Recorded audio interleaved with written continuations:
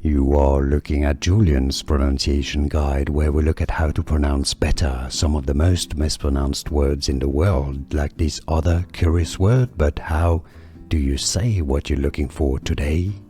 Let's learn once and for all how to pronounce this name, this surname, originally from Germany. This is also the name of a tree, of a plant. Alright, so there are different pronunciations depending on whether you pronounce it the German way or the sort of English way, American way as well. Baum is the German pronunciation, alright? So you got a bit of a diphthong, Baum, Baum, Baum.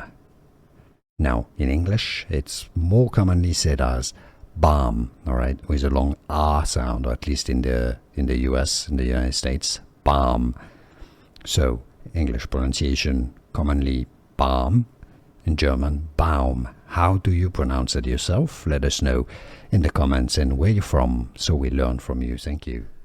Here are more videos on how to pronounce more confusing words and names too many mispronounced. Like this video if you found it useful. I appreciate your support. I'll see you soon and thanks for watching.